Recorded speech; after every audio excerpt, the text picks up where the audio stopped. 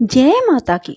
बंधुओं, आज मैं आपके लिए लाई हूँ नवरात्रि में तीसरे दिन माँ चंद्रघंटा की पूजा आराधना कैसे की जाती है और माँ चंद्रघंटा की कथा।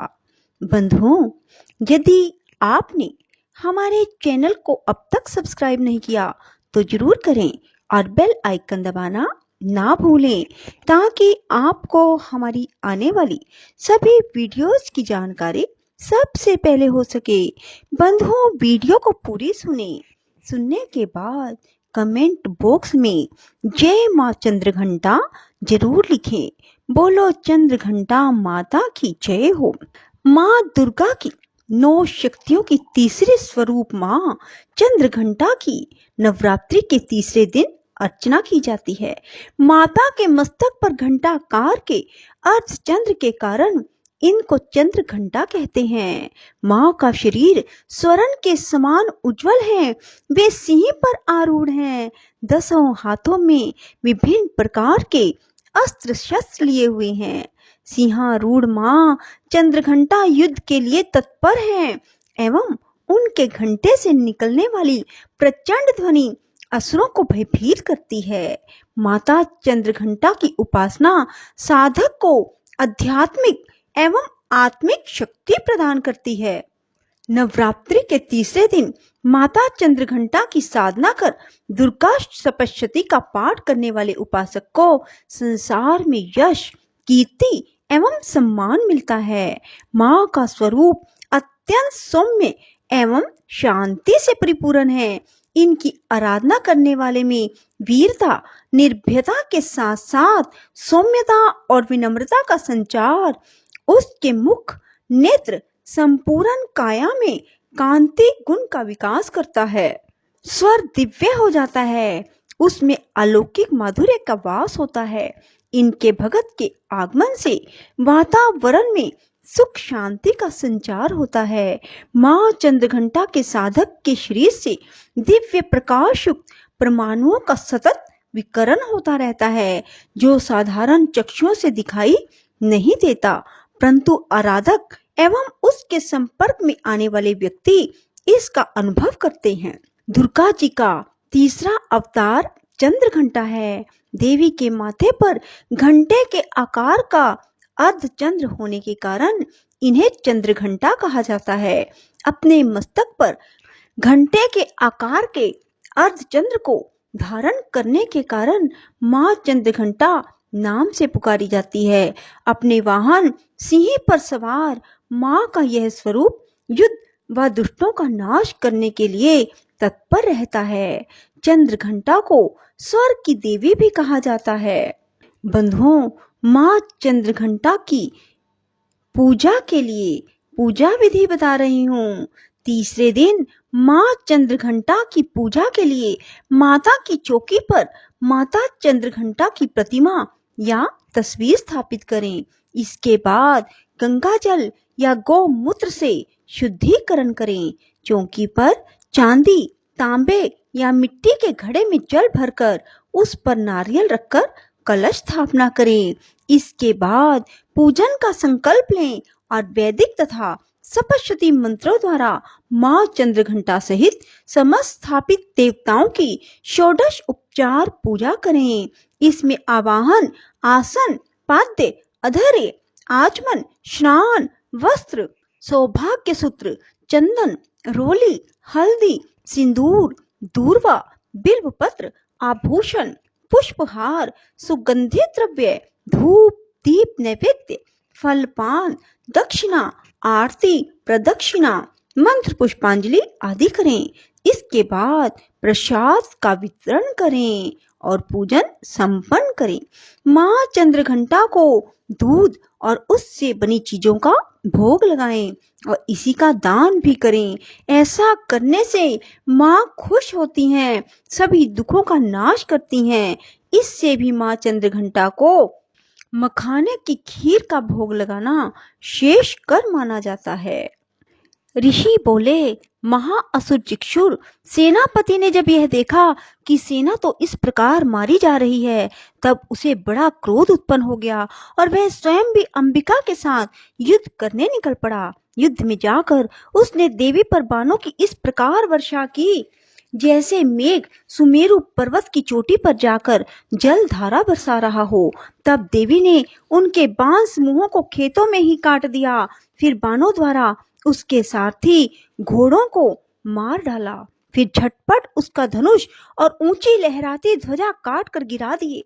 जब उसका धनुष कट चुका, तब अपने बाणों से उसके अंग बींध डाले। जिसका सारथी एवं घोड़े मर चुके थे और धनुष कट चुका था, तब वह बिना रथ के पैदल तलवार ढाल लेकर देवी के रथ की ओर दौड़ा। तेज तलवार से सिंह पर जाते ही प्रहार कर दिया। फिर देवी जी की वाम भुजा पर जोर से प्रहार किया। हे राजन, ज्यों ही उसकी तलवार देवी की भुजा पर पड़ी, त्यों ही टूट गई। फिर असुर ने क्रोध से आंखें लाल लाल करके शूल पकड़ लिया। भद्रकाली जी पर उस दैत्य ने शूल डाल दिया। वह शूल इस प्रकार चमकता जैसे कि आकाश से सूर्य मंडल गिर रहा हो। देवी जी ने अपनी ओर आते हुए शूल को देखकर उस पर अपना शूल चला दिया, जिससे वह शूल सैकड़ों टुकड़े हो गया। साथ में उस चिक्षुर महादैत्य के प्राण निकल गए। जब महिषासुर का बलवान सेनापति मारा गया, तब देव शत्रु चामर हाथी पर बैठकर आ गया और आते ही उसने अंबिका देवी पर शक्ति का प्रहार किया। श्री देवी जी ने हुंकार द्वारा ही तेज हीन कर उसे जमीन पर गिरा दिया। अपनी शक्ति को गिरा हुआ देखकर चामर को बड़ा क्रोध आ गया। उसने पुनः शूल का प्रहार कर दिया। शूल को भी देवी जी ने बाणों द्वारा उछाल डाला। तब सिंह उछलकर हाथी के मस्तक पर चढ़ बैठा। फिर दैत्य के साथ बुझा युद्ध करने लगा। वे दोनों परस्पर लड़ते लड़ते उस हाथी पर से नीचे पृथ्वी पर आ गिरे और भयंकर प्रहारों से परस्पर युद्ध करने लगे। तब बड़े वेग से सिंह ऊपर को उछला और ऊपर आकाश से नीचे की ओर गिरते गिरते पंजों के प्रहार से दैत्य चामर का सिर धड़ से अलग कर डाला। देवी जी ने शिला एवं वृक्ष आदि से युद्ध में उदग्र को मार डाला। फिर कराल को भी दांतों, मुक्के एवं थप्पड़ों के द्वारा मार गिराया। क्रोध में परिपूर्ण देवी ने गदा की चोटों से उद्धत को चूर चूर कर दिया। बिंदी पाल शस्त्र द्वारा, वाशकल तथा बाणों द्वारा अंधक एवं ताम्र को मारकर यमधाम भेज दिया। त्रिनेत्र धारणी देवी परमेश्वरी ने उग्रास्य, उग्रवीर्य, महाहनु नाम के दैत्यों को त्रिशूल द्वारा मार दिया। तलवार से विडाल का सिर धड़ से अलग कर दिया। दुर्धर और दुर्मुख इन दोनों को बाणों द्वारा यमपुरी पहुंचा दिया। इस प्रकार अपनी सेना का नाश होता देखकर भैंसे का रूप बनाकर महिषासुर उन गणों को डराने लगा। कुछ एक गणों पर अपने थुथनों से प्रहार किया, दूसरों को सींगों से फाड़ा, कुछ एक को वेग द्वारा, दूसरों को सिंहनाद द्वारा घूमने से, अन्यों को श्वास वायु द्वारा पृथ्वी पर गिराया। इस प्रकार गण सेना को गिराकर वह महिष सिंह की ओर झपटा। ज्यों ही सिंह को मारने लगा, तब जगदम्बा को बड़ा क्रोध उत्पन्न हुआ। इधर महापराक्रमी महिषासुर को भी क्रोध से पृथ्वी तल को अपने खुरों से खोदने लगा। फिर सिंगों से बड़े ऊंचे ऊंचे पहाड़ उठाकर फेंकने लगा और साथ में गरजने लगा। वेग के साथ घूमने पर पृथ्वी शुद्ध होकर फटने लगी। उसने पूंछ से समुद्र पर प्रहार किया, जिससे शुद्ध होकर समुद्र पृथ्वी को चारों ओर से डुबाने लगा। चलायमान होते हुए सींग के द्वारा छिन्न भिन्न हुए बादलों के टुकड़े टुकड़े हो गए। उनके श्वासों की कठोर वायु से उड़ते हुए सैकड़ों पर्वत आकाश से गिरने लगे। इस प्रकार क्रोधपूर्ण उस महादैत्य को अपनी ओर आता देखकर चंडिका उसे मारने के लिए क्रोध में आ गई। कुपित चंडिका ने उसकी ओर पाश फेंका, उसके द्वारा उस दैत्य को बांध दिया। तब तो उस महायुद्ध में बंधे उस दैत्य ने अपने महिषासुर रूप का त्याग कर दिया। झटपट सिंह के रूप में आ गया। जो ही चंडिका उसका सिर काटने लगी, तब तो वह तलवार हाथ में लिए पुरुष दिखाई देने लगा। तब शीघ्रता से तलवार ढाल वाले उस पुरुष को अपनी बाणों से देवी ने बींध डाला। अब वह एक बड़ा हाथी हो गया।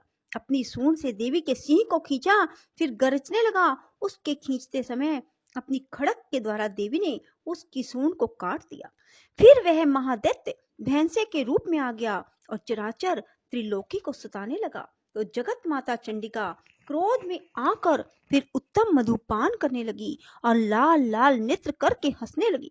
तब दैत्य भी बल पराक्रम के मद में उन्मत्त होकर गरजने लगा और अपने सींगों से पहाड़ उठा उठाकर देवी की ओर फेंकने लगा। देवी जी ने भी अपने बाणों के समूह से उसके फेंके हुए पर्वतों को चूर चूर कर दिया।